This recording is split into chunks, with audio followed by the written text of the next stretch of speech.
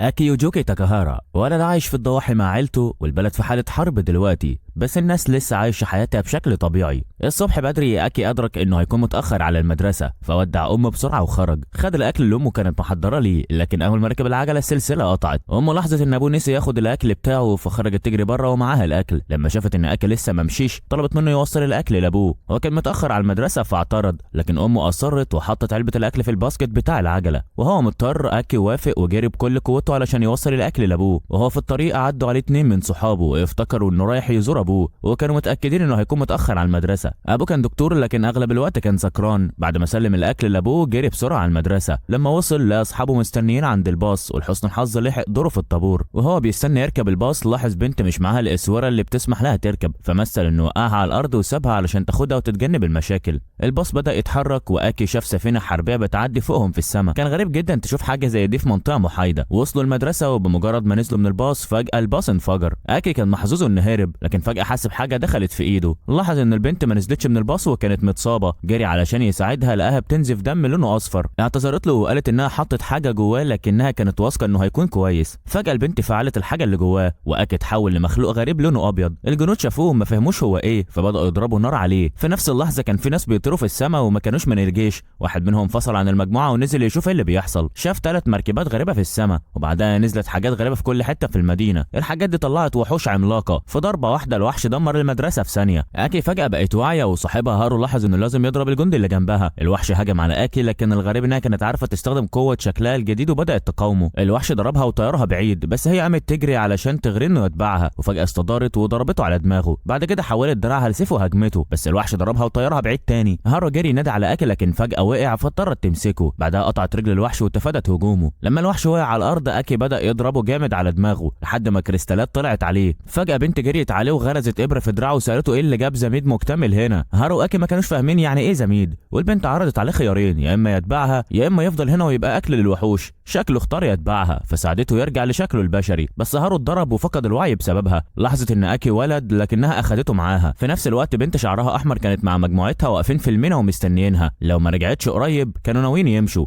البنت اللي لابسه نضاره وكانت باين عليها انها قائده المجموعه بدات تزهق وطلبت من المجموعه يجهزوا للمغادره. البنت اللي شعرها احمر رجعت واخدت معاها ايكي، وبعدها السفينه كلها غادرت. ما كانوش عارفين هيطيروا قد ايه بسبب الدوريات العسكريه الكتيره. البنت اللي شعرها احمر ضمدت دراع اكي واستدعت جوهره زرقاء كانت في دراعه، سكبت عليها شويه ميه وغرزت فيها مسمار علشان توقف شغلها. الحاجه دي اسمها هاروكو، وهي طفيلي. اكي لسه ما اتحكمش فيها بالكامل من الطفيلي ده. في نفس الوقت هارو قال لفرويتشي ان اكي لسه عايشه، وده خلى فرويتشي متضايقه لانها ما قدرتش ترجع اكي. اكي راحت لشغل ابوها وقالت له ان اكي مفقوده. ابوها تجاهلها وما كانش مهتم غير بشغله والمرضى. هي زعقت له وقالت له انه عمره ما اهتم بعيلته، وكانت خايفه ان اكي يكون مدفون تحت الانقاض. في نفس الوقت قائد عسكري راح للدكتور، والقائد اللي اتكلف من الحكومه انه يدرس شكل الحياه الجديده ده كان المفروض يشتغل مع الدكتور. القائد كمان هيكون مسؤول عن الموضوع ده معاه، لكن لو البحث فشل هما الاثنين هيبقوا المسؤولين. البنت اللي غرزت الطفيلي في اكي لسه عايشه وبيتعالجوا بيها في منطقه اللاجئين. في السفينه اكي صحي وشكر البنت اللي شعرها احمر على مساعدتها، وكان فاكر انه بقى كويس، لكنها منعته انه يشيل الضماده او يطلع الابره، وقالت له انه هيبقى في خطر لو عمل كده. واحد من افراد الطاقم طلب من ناكايامي انها تودي اكل للقائد لانه كان زعلان منها، فقالت لاكاشيبا يراقب اكي مكانها. هارو في الوقت ده راح لابوه وساله لو كان لها حد يعرف البنت اللي شعرها ابيض اللي بيتعالجوها هناك، لكنه ما كانش لاقي حد. بعد كده هارو قابل ابو اكي، وكان هو كمان بدا يدور عليه. اكي اتاخد لكانتين السفينه، وهناك قابل ولد سخيف اخد مكانه، بس لانه المكان اللي قاعد فيه عاده.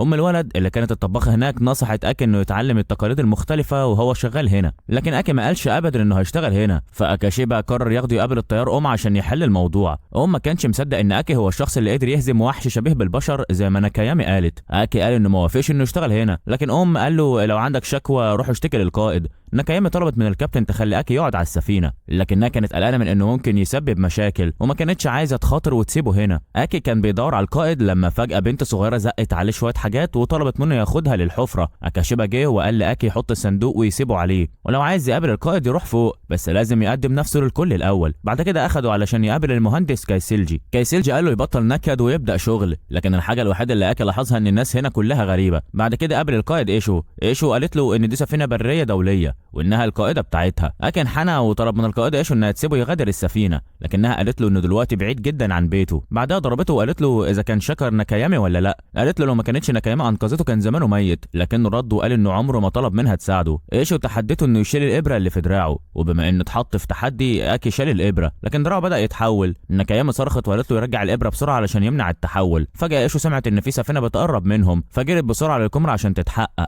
ناكايامي اكتشفت سفينه قريبه منهم، والسفينه دي اطلقت وحش ربط نفسه في سفينه ايشو. الوحش ده خطف اكي وبلعه جواها قبل ما يهرب. ناكايامي استخدمت عربيه طياره عشان تطارد الوحش، طارت بسرعه وبدات تضرب الوحش في راسه. بعد كده ثبتت جسمه علشان تقدر توصل له، وفعلا لقت اكي وسحبته لفوق. بعدها رجعته للعربيه الطياره وقررت تسيب الباقي لايشو. ايشو ضربت نيران قويه وده دمر الوحش بالكامل. اكي رجع السفينه وشكر ناكايامي انها انقذته مره تانية. ناكايامي قالت له انه لازم يغير تفكيره ويبدا يشوف ان الحاجه اللي في دراعه دي عباره عن كائن متعايش، بدل ما يفضل يفكر انه حاجه بتقضي على حياته، وده علشان يمنعها من الانتشار اكتر. وقالت له انها من بكره تبدا تدربه علشان يتعلم يستخدم القوه دي كويس. هارو دلوقتي سلم حاجات اكي لامه وقال لها ان اكي لسه عايش في مكان ما في مدينه تانية. وحش تاني هجم، لكن المره دي عرفنا الحقيقه ان الوحش ده متحكم فيه بواسطه بشر. الجيش حاول يدمره، والقائد تاجيرو اصدر امر انه يمسك المتحكم ده قبل ما يخلي الوحش يدمر نفسه. اكي دلوقتي بدا يشتغل على سفينه ايشو. ناكايامي راحت تدور عليه ونادته علشان يجهز للتدريب. اخدته لمقابله ست عجوزه في غرفه سريه على السفينه. الست العجوزه دي كانت عارفه كتير عن الهاروكو اللي في دراعه. سالت اكي ايه اللي الكائن ده بيدور عليه، لكنه كان مهتم اكتر يعرف ازاي يقدر يخلص دراعه من الطفيلي ده. الست قالت له ان الشخص الوحيد اللي يقدر يعمل كده اسمه نوفا، لكن الشخص ده اتنفى من زمان ومحدش عارف هو فين دلوقتي. رجعت تساله تاني ايه اللي الكائن ده بيدور عليه، وقالت له كل حاجه في الدنيا عايشه علشان تلاقي هدفها، لكنه ما كانش عارف الهاروكو بيدور على ايه، فنصحته يحاول يسمعه. في نفس الوقت ايشو كانت بتدور على اسرع طريقه توصل بها البضائع، ولو امكن كانت ناويه تنزل اكي من السفينه لانه لسه صغير ومش المفروض يبعد عن عيلته، لكن دلوقتي كان مضطر يعمل ورق. ناكايامي فكرت ان ده ممكن يساعده يتعلم، فقالت له يبطل تذمر ويخلص شغله. هارو دلوقتي راح يشوف فروتشي واختها، ولقى ان الناس كلها متجمعين هناك لانهم اكتشفوا ان الغواصه العسكريه وصلت، والكل قلقان من احتمال ايام الحرب. واحده من اصحاب هارو فقدت كل امل في الحياه لانها فقدت عيلتها في الحادثه الاخيره. هارو بدا يتساءل لو كان في حاجه يقدروا يعملوها عشان يغيروا الوضع الحالي. في نفس الوقت اكي لسه ما عرفش اجابه عن الهاروكو علشان يرد على الست العجوزه. استمر يشتغل ويتدرب، وتاني يوم اكي خرج مع المهندس كايسيلجي علشان يصينوا هيكل السفينه. فجاه وقع وكان مضطر يتشبث بحافه السفينه علشان ما يقعش. في اللحظه دي اكي لاحظ حاجه فوقه. ايشو وصل لها خبر ان في سفينه غريبه بتقرب منهم. من غير ما تعرف اذا كانت السفينه دي عدو ولا صديق، قررت تشغل سفينتها وتستعد للهروب. السفينه الغريبه فجاه طارت قدامهم وطلعت سحابه دخان. ايشو طلبت من الطيار يهدى علشان لسه ما فيش حاجه وحشه حصلت. ناكايامي راحت تصحي شيبا علشان يشتغل. بعد كده طلعت بالعربيه. ايشو قالت لاكاشيبا ما يخليش ناكايامي تخرج،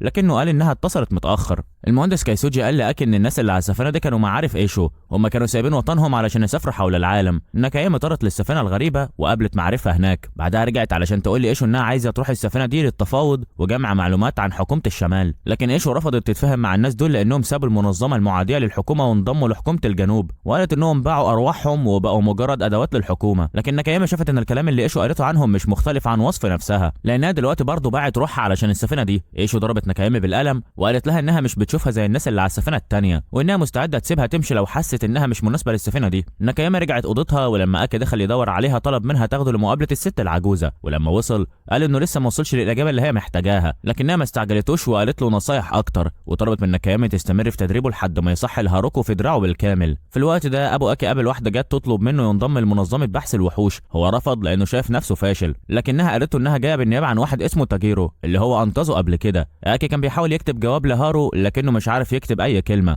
تاني يوم السفينه نزلت في ميناء جديد، وكان مطلوب من اكي ينزل علشان يكتب جوابات للناس اللي ما بيعرفوش يقروا او يكتبوا. اكي طلب من اكاشيبا يساعده، لكنه رفض لانه مش عايز يكتب جوابات لحكومه الشمال اللي هم اعدائهم، وقال له يبص للاطفال اللي الحكومه الشماليه تخلت عنهم. اهالي الاطفال رموهم زي البضاعه، وعلشان كده اكاشيبا قال لاكي انه لازم يعاملهم كاعداء. في الوقت ده ايشو لاحظت ان السوق السوداء شغاله بحريه في نص المينا. الطيار قال ان ناكايامي لسه في اوضتها وانهم قلقانين انها ممكن تسيب السفينه، لكن ايشو ما كانش في حاجه في ايدها لانها شايفه ان القرار في ايدها. في نفس الوقت في المدينه هارو والباقيين بداوا يدوروا على طريقه يصلحوا الدمار اللي سببه الهجوم الاخير. هارو سالت فروتش عن عدد الناس اللي ماتوا في الهجوم، وقال لها ان العدد اكتر من 1000 ولسه بيزيد. هارو كانت بتتمنى ان معارفها يكونوا بخير وانها تقدر تشوفهم قريب. في نفس الوقت القائد تاجيرو كان مستني يقابل ابو اكي. هو كان مرتب يقابله هناك، لكن الدكتوره ريايكو وصلت بعده على طول. ناكايامي اخذت الخطوه بنفسها وراحت للسفينه اللي كانت اطلقت دخان عليهم قبل كده. هي كانت عايزه تتكلم مع القبطان اللي كان واحد من معارفها. القبطان طلب من ناكايامي تجهز نفسها عشان ترجع بلدها، لان البلد دلوقتي بيتم السيطره عليها من شخص ناوي يستولي على الارض المقدسه. الشخص ده كان مؤمن انه لازم يغير العالم وفقا لاراده الشخص اللي صنع الهاروكو. اكي خلص شغله مع اكاشيبا النهارده، ولكن لما عربيه البريد مشيت افتكر انه نسي يبعت جواب لهارو. اكاشيبا قال له انه فات الاوان لان عربيه البريد مش هترجع تاني غير بعد نص سنه. اكي طلب من اكاشيبا يساعده، وحتى استخدم سره علشان يفرض عليه شرط ما يقدرش يرفضه حتى لو عايز. اكاشيبا جري بسرعه وخد الجواب وراح يجري ورا عربيه البريد، وده خلى اكي ممتن جدا. ايشو خرجت وشافت القبطان وناكايامي. القبطان نادى على ايشو وقال لها انها كاتبه الثوره الدمويه، وشكرها على انها كانت مهتمه بناكايامي الفتره دي. دلوقتي كانوا متجهين للجنوب. القبطان نصح ايشو ان ناكايامي معاها دلوقتي، لكن ممكن بعد كده مش تكون موجوده لانها هترجع قريتها. بعد ما قال كده سيب ناكايامي ترجع لايشو. في نفس الوقت هارو وفرويتشي كانوا لسه راجعين من تنظيف الانقاض لما فجاه قابلوا زميله ليهم. البنت دي كانت فقدت عيلتها ودلوقتي ما عندهاش مكان تروحه. فجاه اتحولت لوحش وهاجمتهم هما الاثنين. رمت هارو بعيد وخلت فرويتشي يحاول يشد انتباهها ويجري بعيد. فرويتشي حس انه على وشك الموت. في اللحظه دي القائد تاجيرو والجيش وصلوا. تاجيرو امر بضرب الوحش وقرب منه. هو كان عارف ان الموضوع ده سببه الدكتوره ريايكو، وانه كان جزء من المسؤوليه بسبب مشاركته في التجربه دي. اكاشيبا رجع الصبح بعد ما سلم الجواب. في نفس الوقت في بلد اكي فرويتشي وهارو مع شويه طلاب تانيين تم استدعائهم من الجيش للكشف الطبي العام. شكلهم كانوا بيختبروهم علشان ينضموا للجيش ويروحوا للحرب. القائد تاجيرو لاحظ ان في 2 من المرشحين اللي جايين للاختبار كانوا زمايل ابن الدكتور اللي هو عايز يضمه. في نفس الوقت سفينه ايشو كانت بتعدي منطقه شكلها كانت ساحه معركه. فجاه لاحظوا عمود دخان قدامهم. في ايشو قالت لناكايامي تطلع الاول وتستكشف. ناكايامي كانت على وشك تخرج لما اكاشيبا جه وطلب من اكي يروح معاها. هما الاثنين اكتشفوا وحوش شبه بشريه ميته تحت، لكن كان في واحد لسه عايش. ناكايامي نزلت علشان تتعامل معاه. لما وصلت خدت سلاحها واندفعت للهجوم. طلعت فوق الوحش وضربت عليه 3 طلقات علشان تفتح النواه بتاعته. كانت ناويه تجمع شويه من السائل الاصفر اللي جواه، لكن راجل الوحش ضربتها بعيد وبدا يهاجمها وهي ما قدرتش تتحرك. اكي جه علشان يساعدها، لكن الوحش هاجمه وقطع الضماده اللي على دراعه. اكي اتحول لزميد واندفع يقتل الوحش. ساعد ناكايامي تهرب وقطع رجل الوحش المتحركه. ناكايامي افتكرت انها كانت هتهرب من غير مساعدته. بعدها ضغطت ناكايامي على الجوهره اللي في ايد اكي علشان ترجع ايده لطبيعتها.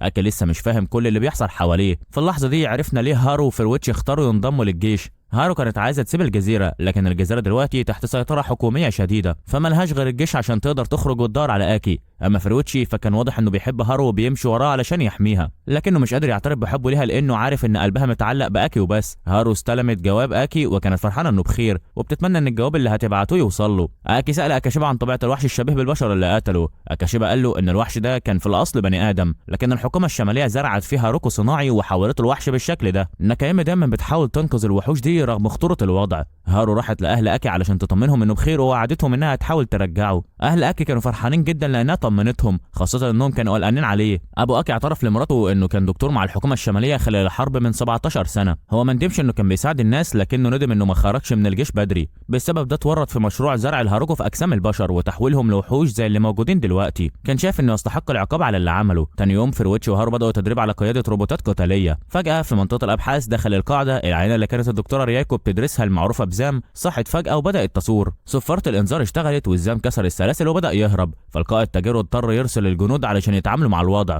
القاعده قفلت 3 طبقات من الحواجز علشان تمنع الزام من الهروب، وفعلا عدى الحاجزين الاول والثاني لكن ما قدرش يعدي الحاجز الثالث. الوضع كان تحت السيطره والتدريب استمر زي ما هو، لكن في اللحظه دي الزام بدا يطلع رغوه من جسمه اللي شكلت كره كبيره. الكره انفجرت لما لمست الحاجز الثالث. الزام خرج من منطقه الابحاث وكان واضح للطلاب. القائد تاجيرو امر الطلاب ياخدوا اسلحه ويحاولوا يسيطروا عليه. فجاه هارو سمعت صوت جاي من الزام، ولما الطلاب جريوا وراه علشان يوقفوه حاولت هارو تمنعهم. القائد كان صريح مع الدكتور، قال له انه هيحاول يسيطر على الموقف ويمسك الزام، لكن الاولويه عنده هي حياه الجنود، يعني لو اضطر هيقتله. الزام نزل على البحيره وقرب من السد، طلع كوره وكون درع عشان يحمي نفسه من ضربات الطلبه. هارو شافت الزمد وهو واقف قدام العمود اللي فيه العين في البحر. فجاه الزمد طلع له جناحات واستعد انه يطير. الكل رجع لورا، لكن فرويتشي كان لسه عايز يهجم. هارو لاحظت ان الزمد شايل بيبي في ايده، فحاولت تفهم فرويتشي انه ما يهجمش، لكنه ما فهمش قصدها وضرب الزمد في رجله. الزمد وقع وبدا يتحول لحجر لحد ما باين انه مات. في نفس الوقت اكي كان قاعد بيشيك على الجوابات لما اكاشيبا فجاه اداله جواب من هارو. هارو كانت بتبلغه عن الوضع في الجزيره وانها قريب هتروح لممر في الجيش، وانه لو يقدر يجي هناك تتمنى تشوفه. بعدها هارو قابلت سكرتيره زيارة القائد برويس، السكرتيرة قالت لهارو انها هتاخد مكافئتها بكرة عشان ادت اداء كويس مع فرويتش في المعركة اللي فاتت. هارو ذكرت ان الزامت كان حامل، لكن برويتش قالت لها ما تحسش بالذنب ناحية العدو، لان بالنسبة للبشر الزامت زيهم زي الوحوش اللي هجمت المدينة قبل كده. اكي راح لواحدة اسمها ايشو وطلب منها مركب صغيرة عشان يروح للممر ويقابل هارو. وافقت انها تخليه يمشي، بس رفضت تديله مركبة صغيرة لان في سحابة دم حمراء هناك بتعمل تشويش كهربي، ولو راح في احتمال كبير انه ما يرجعش. قالت له لو مصر يروح يطلب اذن من ناكايامي. لما راح يطلب منها هي رفضت علشان لسه ما سيطرش على هاروكو بالكامل، لكنه وعد انه هيرجع وكان مصر انه يروح. في الاخر وافقت بشرط انه ياخد معاه كائن شكله زي الارنب اسمه نيكيوماتا. الولد هناكيمار كان عايز اكي يرجع له الحيوان بتاعه بسرعه والا هيقع في مشكله. ناكايامي نصحته انه يخلي باله من الهاروكو اللي في ايده، وقالت له لو لقيته بيحاول يتحكم فيه افتكر كلام الست العجوز ويحاول يفهم هو عايز ايه. خد بالنصيحه ونط. فرويتشي وهارو راحوا يقابلوا القائد. تاجرو قال انه عايز يضمهم للجيش الرئيسي، واعلن ان الجزيره كلها بقت تحت سيطره الحكومه الجنوبيه وانهم محتاجين يحموا الممر اللي الحكومه الشماليه مركزه عليه. طلب منهم يساعدوه في حمايه الممر فوافقوا ينضموا. في نفس الوقت اكي وصل بامان، لكنه كان لسه محتاج يمشي شويه. بعد ما حدد الاتجاه بدا يمشي لحد ما شاف تمثال. لما راح يشوفه اكتشف انه وحش شبيه بالبشر متحجر. بعدين قابل واحد من السكان المحليين وساله عن اتجاه الممر، لكن الراجل فجاه اتوتر لما سمع اسم الممر وتحول لوحش شبيه بالبشر. ساعتها الاسواره اللي كانت على نيكيوماتا وقعت. اكي شال الضمادة علشان يستعد للقتال وقطع دراع الوحش، لكن الوحش لسه كان عايز يقاتل لحد الموت. فجأة الوحش وقع بسبب رصاصة، والرصاصة كانت من واحد جه يساعد. بعد ما اتكلم معاه اكي عرف ان التمثال ده كان لأم الراجل، وان ابوه كان عنده دراع طفيلي زي اللي مع اكي. في نفس الوقت ناكايامي كانت قلقانة على اكي فبدأت تشوف الكشف اللي معاها، لكنه فجأة وقف عن الشغل فشكت ان حاجة حصلت لاكي. اكي كمان عرف ان من حوالي شهر الحكومة الشمالية قصفت المنطقة، ومن ساعتها ناس كتير بدأوا يتحولوا فجأة لوحوش شبه البشر. ابو الراجل نفسه اتأثر، لكن التحول كان في دراعه بس. الاب نصح اكي ما يحاولش يروح الممر وقال له ان الطريق مش هيبقى سهل. ناكايامي قررت تتحرك وجابت العربيه الطايره، واكاشيبا كان عارف ان لو سابها تمشي من غير اذن ايشو هيواجه غضبها، لكن ناكايامي شكرت الكل وركبت العربيه وطلعت. تاني يوم الصبح ناكايامي وصلت قريب من السحب الحمراء فقررت تهبط وتخبي العربيه الطايره. هناك اكتشفت تمثال الحجر وشافت كمان جثه الوحش. بعدها ناكايامي دخلت اعمق شويه ولقيت بيت الراجل، وهناك لقت شنطه اكل اللي كان سايبها. في الوقت ده اكي كان وصل لمنحدر وشاف الممر اللي كان عايز يروحه، وشاف كمان سفينه الجيش موجوده هناك. عرف ان هارو قريبه جدا فقرر يتحرك بسرعه. القائد كان بيتكلم مع السكرتيرة برويس، واتضح انهم كانوا كذابين على الطلبه وقالوا لهم ان الرحله دي مجرد تدريب، لكن الحقيقه ان القائد كان بيتبع تعليمات الدكتور ريايكو عشان يساعده في الحصول على حجر الروح الاخضر اللي كان محتاجه. ايشو دلوقتي كانت بتحقق مع كل عشان تعرف مين اللي سمح لناكايامي تمشي. كيكي عملت نفسها مش عارفه، لكن ايشو عرفت انهم كلهم كذابين وقررت انها تعاقبهم كلهم. في نفس الوقت هارو وفرويتش انقسموا مع مجموعه صغيره وراحوا مع دليل علشان يدوروا على اي اعداء قريبين ويدمروهم. السحب الحمراء اثرت على نيكيوماتا وخلته حاسس انه تعبان، فطلب من عيله الراجل يعتنوا بيه. الراجل قال لأكي ان اصدقائه ممكن يقتلوه لو شافوا دراعه. هارو وفرويتش دخلوا كهف مظلم، وفرويتش قرر يسبقها وقال لها تستنى هنا. المجموعه التانيه اللي القائد بعتها كانت بتدور على 6 من احجار الروح. هارو كانت ماشيه ورا فرويتش لكنها وقعت، ولما بصوا تاني لقوا دراع عسكري، لكن السائق بتاعه كان مجهول. فجأة وحش ظهر وهاجمهم. فرويتش قرر يفضل وراه عشان يقتله، وطلب من هارو انها تهرب. هارو جريت لبره وفجأة قابلت اكي شاف الوحش ورا هارو فدفعها بعيد وفعل دراع الوحش اللي معاه وهاجمه. فرويتش خرج، ولما شاف اكي والدراع اللي معاه فهم ان اكي هو المخلوق اللي كان في الباص في اليوم ده. فرويتش اعتقد ان اكي ما بقاش انسان ووجه مسدس عليه، لكن ايده بدأت تتعرض للتحجر فاضطر يتراجع. فجأة جثة الوحش انفجرت، واذان جه عشان يمسك فرويتش ويساعد اكي يهرب. طلب من هارو انها تكلم اكي وتخليه يهرب بدل ما هو يهرب، لانه عارف انها فاهمه لغه الزام. اكي جري وهرب، وفي اللحظه دي الزامد رجع لانسان وجري هو كمان.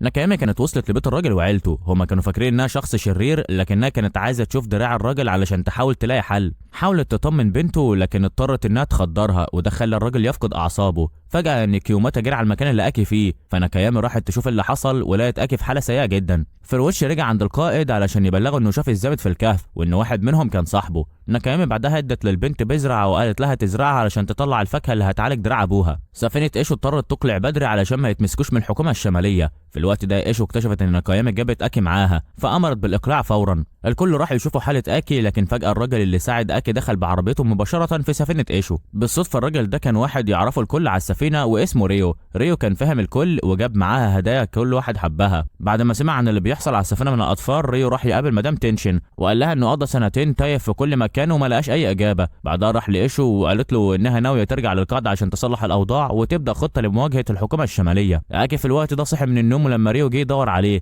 اكاشيبا قال لاكي ان المكان اللي بينام فيه كان ملك لريو زمان. ريو راح لاكي وقال له انه من بكره لازم يبدا يتبعه علشان يتعلم يتحكم في الهاروكو لانه زيه. ريو قال لاكاشيبا ان اكي عنده صحبه جميله جدا، وده خلى اكاشيبا يغار منه. في الوقت ده فروتشي وهارو اتفصلوا رسميا، لان فروتشي دلوقتي شايف نفسه جندي مش صاحب لهارو واكي. القائد تاجيرو والدكتور ريايكو حصلوا على حجر الروح الاخضر اللي محتاجينه علشان يبحثوا عن طريقه لصنع سلاح ضد الوحوش الشباب البشر، وده لصالح الحكومه الشماليه. بعد كده عملوا حفله علشان يحتفلوا بعوده ريو كان باين اصغر كتير بعد ما استحمى وحلق زي اكي. ريو كمان اتنكز على ايد ناكايامي. تاني يوم الصبح ريو ورى للاطفال الصور اللي صورها على مدار السنتين اللي فاتوا، بعدين طلب منهم يجمعوا الكل في مؤخره السفينه عشان ياخد صوره جماعيه ليهم. فروتشي كان في وقتها بيتمرن على الرمايه، وكل الطلبه ما عدا فروتشي ما كانوش عاملين اي تقدم يذكر. السكرتيره كانت محبطه من اداء هارو، لكن القائد تاجيرو كان عارف ان المشكله عندها انها مش عندها الحافز الكافي للقتال. فقرر القائد تاجيرو انه يتكلم مع هارو راحت له بالليل وكان عارف انها لسه بتحاول تحمي اكي، لكنه نصحها انها تركز على واجباتها كجنديه وتحط عيلتها في الاولويه.